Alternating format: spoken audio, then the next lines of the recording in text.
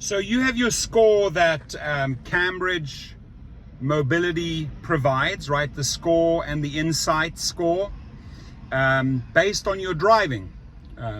We know that can really differ from week to week, depending obviously on speed, braking, multiple factors. But what's interesting in this chart, you can see the thumbnail, it's giving you the recordings all pretty high. They're all over 80 for the last 7 days.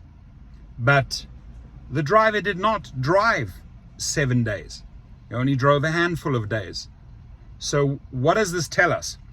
Now, I'm hoping you're taking we don't really have any way around this. We don't have any say. They're automatically analyzing our driving, which in return, they'll punish you if it's low.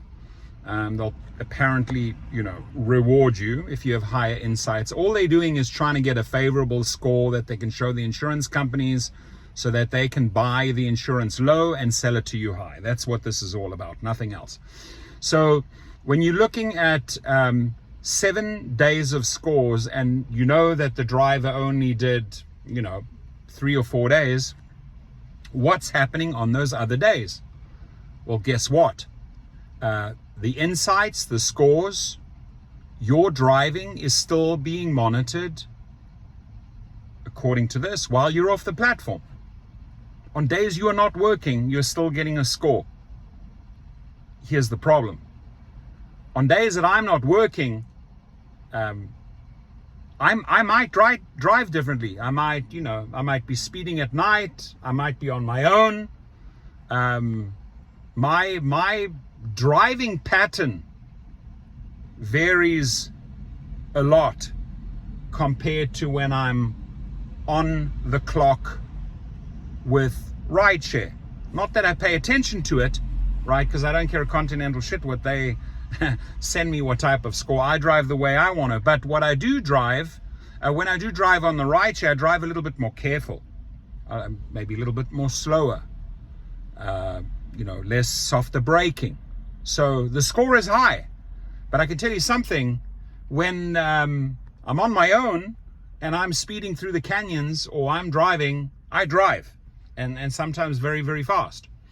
So the problem here is that if the companies are tracking those scores and those scores go into the total score, meaning, your off day score or your non-driving score plus your on rideshare score is a combined score, and that could pose a serious problem.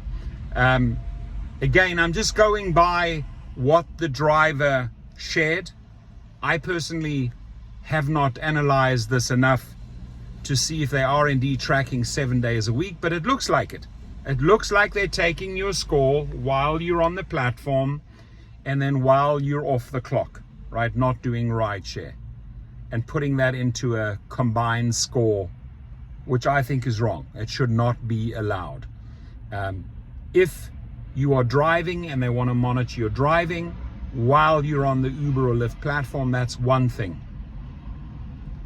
I don't believe they should have access to your driving scores or even give you a driving score when you are not working for the company. How do you feel about this, right? Because there it is, black on white or blue on white, the last 7 days.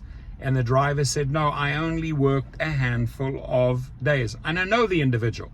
So, I could do a separate interview with that person. But this is really, really interesting data.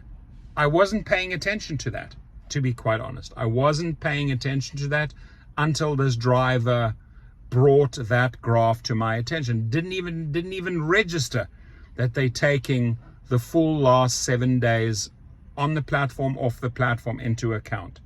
How do you feel about this? Your comments.